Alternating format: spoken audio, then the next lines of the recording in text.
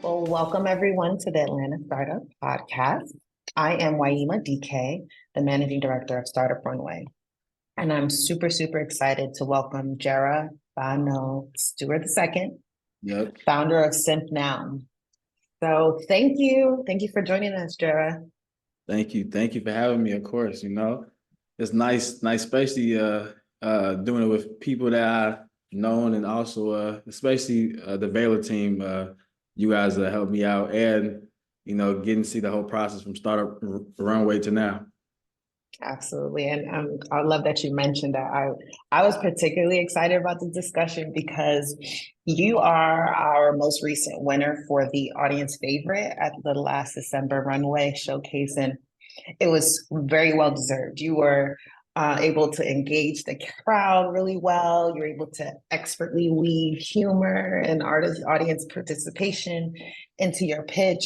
So I just wanted to be able to reach back out to you, be able to engage you on the podcast and share with our audience a bit more about what Simp Now is, what you're building, and how you found your way to this project and entrepreneurship in general.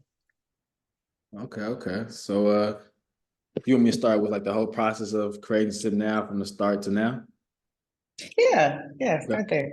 For sure. So Simp Now, it essentially started back when I was learning how to program when I was 12, 13 years old. I was trying to learn how to make my own version of Fruit Ninja and Temple Run so I could pay for my AAU and travel sports team like basketball and baseball and football, mainly Nice. because I'm joining all these different sports leagues and each league costs $200-$300. And my dad was like, if you want to keep joining these leagues and travel for these teams, shoot, like you might as well make one of these viral apps to become a millionaire or something. He told me that when I was like 12, 13 years old. So I used to go to the library, and my mom was a trustee at the local library, and I learned Objective-C. Objective-C was Swift before Swift language. And between that progression from 12, 13 to entering college, I stopped programming until my sophomore year of college. I got back into it because I saw this kid on TikTok. He said that he made 950K with this simple app.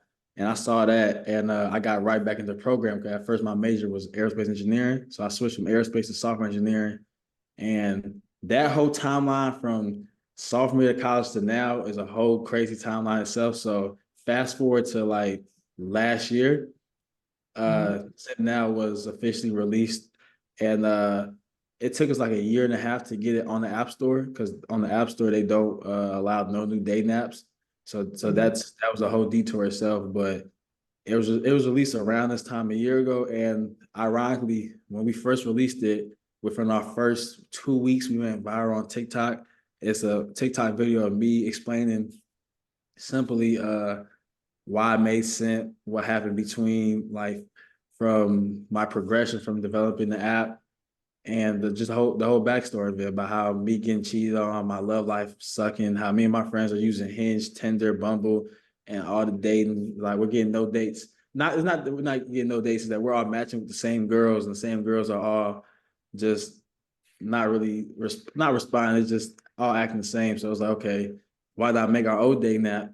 And the whole reason was if I make a dating app, I told my friends, since I know how to program, if I make a dating app, what if this sounds crazy, but what if when they get on the dating app, they see my profile, and your profile? I'm telling all my friends, they see all our profiles first, and then they see everyone else's. So it forces us to get more dates. So that was a crazy idea, and and we all was joking around with it. I said, I'm gonna make it. We end up making it, and of course I didn't add that feature in it, but it was funny if I did. But it just worked out. Our first 2 weeks after that TikTok video, we got a little over 3,500 downloads. We went 161 on the Apple social networking charts. And that really helped us propel to getting a lump sum of users in like a 24, 48-hour period, thanks to that TikTok. So yeah, add that TikTok from last year to now, it's been a whole progression in terms of just really, really creating and curating a startup. Yeah, a team and everything. What I'm noticing a trend is it's almost as if you get an idea or you get a dare. Hey, if you're gonna do this thing, if you want this, you should go build it. So for example, with your dad, where, hey, if you want your AAU to be paid for, go do what those folks are doing to build an app that will get you money. And then the flip side, or fast forward a few years, you're amongst your friends, you notice this problem, and it's like, on a dare, let's build an app that makes us be at the top of the list. Yeah.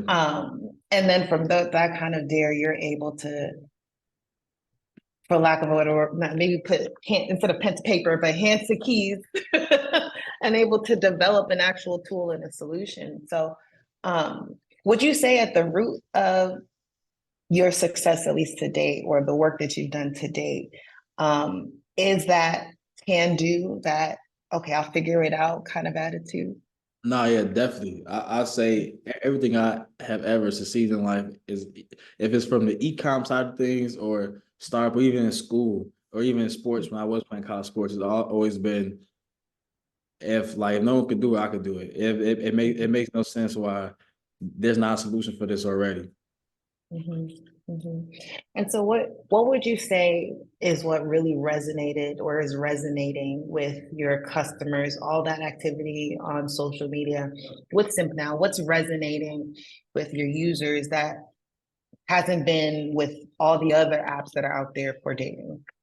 I'll say number one is the term simp. Second, someone in the Gen Z community hears simp, they instantly start dying laughing. They're like, "Oh, you called the dating app simp?" And I say, "Yes." And it's just the meaning behind simp's kind of a negative term. So what people used to call me a simp in high school, and it wasn't as big as it is now, the term, I just learned that why not flip that negative term into something positive? Because when you get married, essentially you're gonna be a simp for your spouse. You're gonna be head over heels for your spouse. The only reason why people is called simp now is because you're simping for the wrong person. You're simping for a person that doesn't deserve your love or your attention. So we just see it as, let's make sure that you simp for the right person. So then y'all both, it's okay to be a simp. And they just love it. Meaning some people, they don't even care about finding love on the app. They just download the app just to post on the social side just so they can still be a simp. So it's a whole following that's cultivated around just being a simp and just being a simp proud. So I love that. It's like you catch people with the name. People are curious, like, what is this about? And then you keep people because you have like this ecosystem of folks who are there for the similar reasons. They're trying to find love, or they're sincerely, or they're trying to find a connection right now sincerely, and trying to avoid some of the other pitfalls in other apps.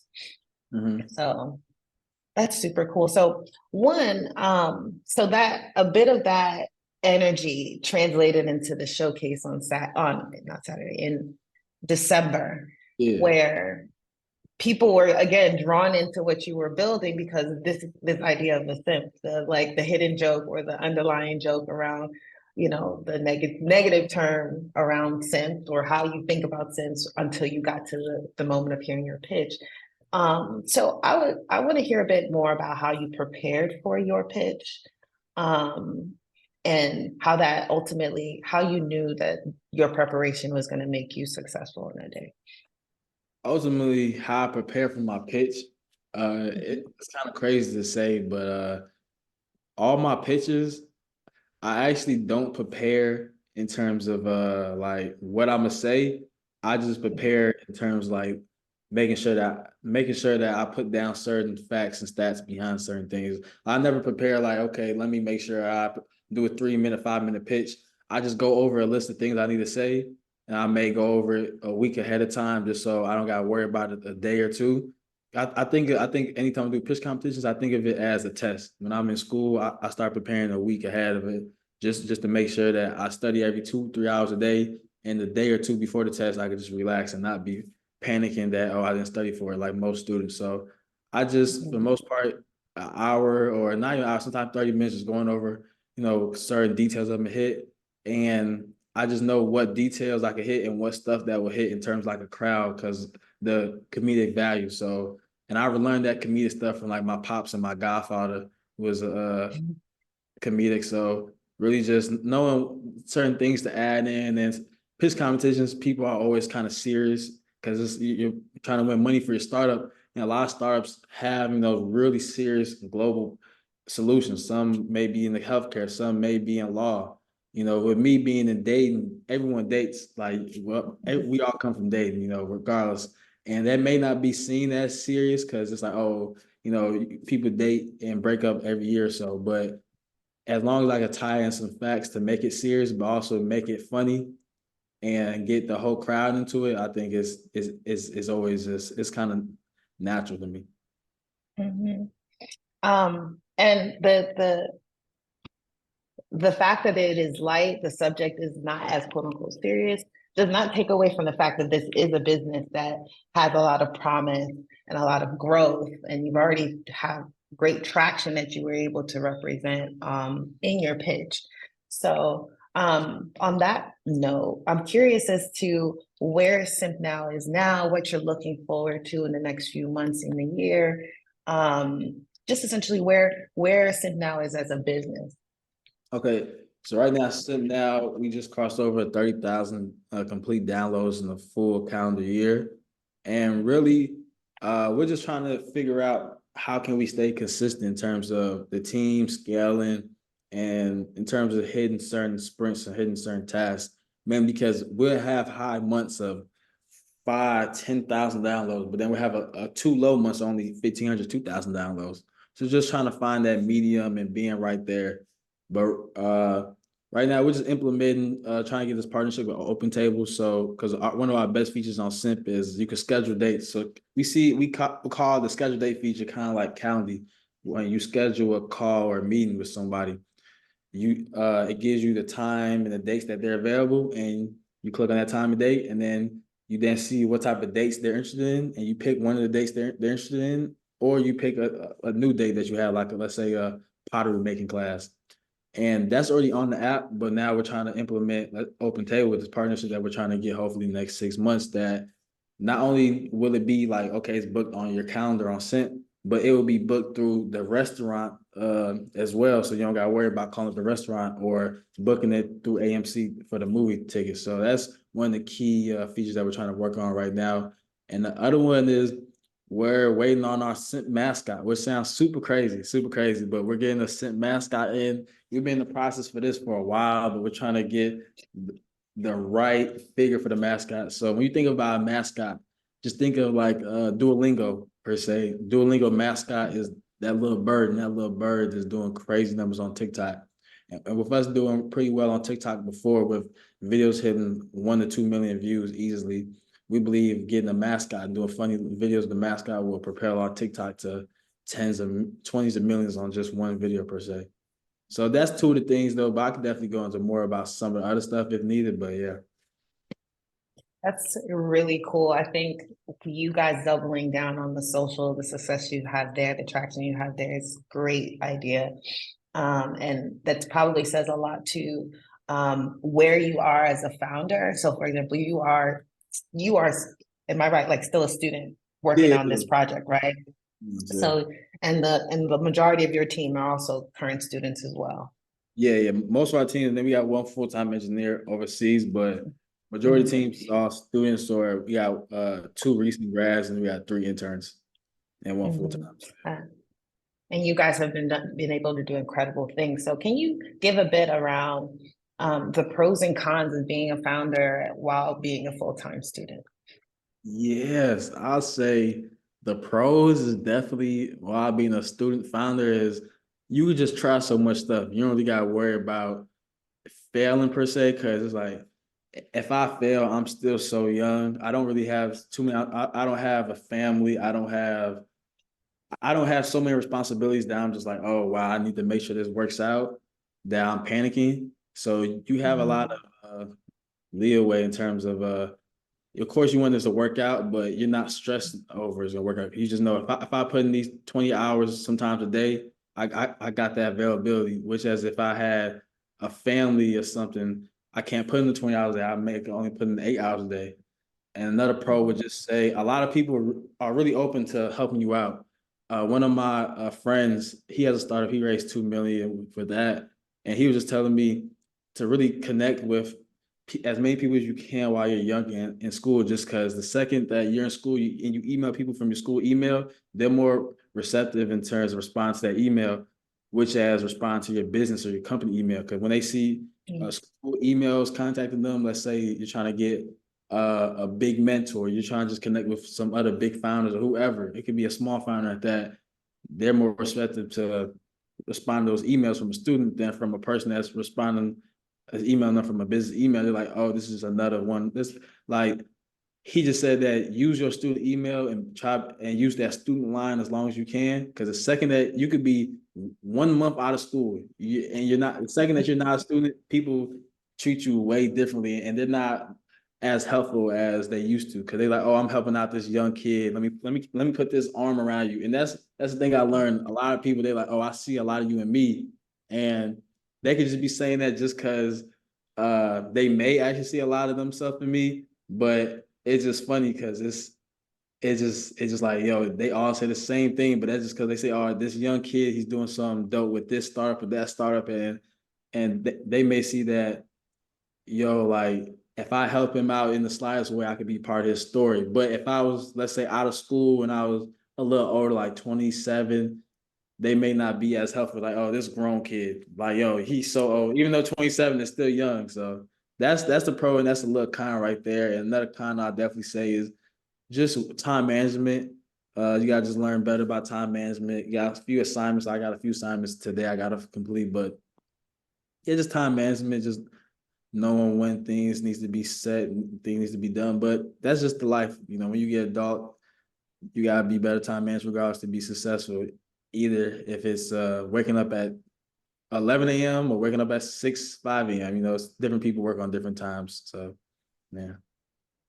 Yeah, I guess it hasn't really changed, but I really appreciate you highlighting like that difference. There is something about being at a stage where you're a student, maybe folks, they're less likely to see you as competitive or a Yeah. competitor. And so Not there is that freedom. that's crazy you said it. You know? My mentor, his name, what my mentor's name, Gera, he sold one of his companies like back in 2000, like when I was a kid, either way. And he asked me straight, he was like, do you see me as competition? I said, yeah. Yeah, why not? Even though we're not in the same field, and he's Mhm. 30 years older than me.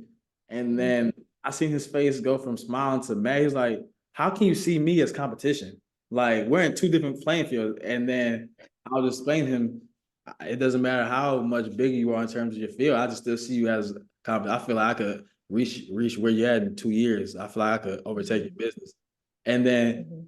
and then at first he was offended, but then he was okay. I respect that you actually think that you could compete with me, even though I know you can't. But but then it was funny because he then said after he said that, he was like, well, it's good that you're still in school then, because if you wasn't, I would have stopped being your mentor then, because it was like, oh, even though I would never went to his field though, it was like, oh, let me just try to see what I could do in his industry then.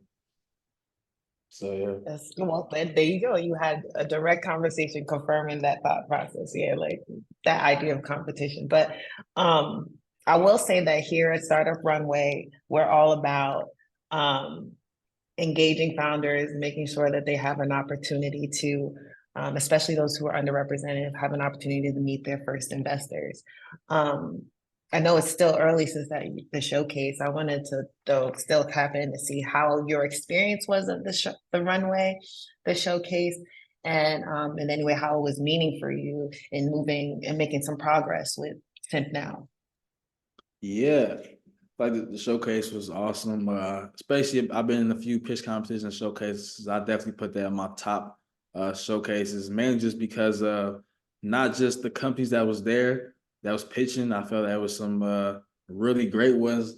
It was one that I was surprised that I didn't win. I was like, wow, 'cause I thought hers was amazing. And if I was an investor, if she needed 2 million from me, I would have gave her 2 million right then and there. But definitely with the pedigree of companies and the people that was there, with not just the people in VC, but the people that's in other industries, was really well. And you can't get better than having the mayor of Atlanta pull. Oh, I just froze. Oh. Did I just freeze? A little bit, but it's still going now. So go ahead. I don't know what happened, but yeah, and then you can't get much better than having the mayor of Atlanta pull up. So I feel like that's Mhm. definitely one of the top two showcases I've been at. And what was the second question? I'm sorry. Was just how it might have been helpful in you guys making progress, even though it's only been since December. Definitely made some progress. We've been contacted by two VC firms and one VC group from Emory. So I definitely progress in terms of that scope of things with funding. But right now, Simp Simp is pretty profitable with our margins, and our other businesses. Me and my friends got we all are self funded. So I don't think that we'll even try to get funding for Simp. Maybe for our other startup that we just created, we just created this AI startup, but that one I think we'll get funding for that one. But for Simp, I think that I think we could just just bootstrap Simp forever. Just because also we're now releasing merch for Simp. We got shirts in the back that says "Stop effing your ex" and "How's your love life." People are loving that. We also got a Simp Mhm. card game coming out, so we feel like we can make way more than enough revenue from Simp easily to like fulfill whatever needs. Absolutely. And I love that for you guys. I'm always keen to, if I'm giving anyone advice or giving people thoughts as it relates to funding, there are multiple ways to fund your path forward as a business, as a startup. I know VC is one that's an important funding mechanism, but there are many others. There's bootstrapping, there's self-funding, there's grants. There are multiple different ways to fund your company. And so I love that ultimately Simp now is funding itself and you're profitable. That is a goal. That is the goal when you're building a business and being profitable. So being there already is awesome. So one, I think this conversation has been really great. I want to make sure that you get a chance if there's anything that you would love to share to our listeners. Note these are other folks who are trying to start businesses in the Southeast Atlanta region. These are other investors. Is there anything from your perspective you would like to leave as a gem for our audience?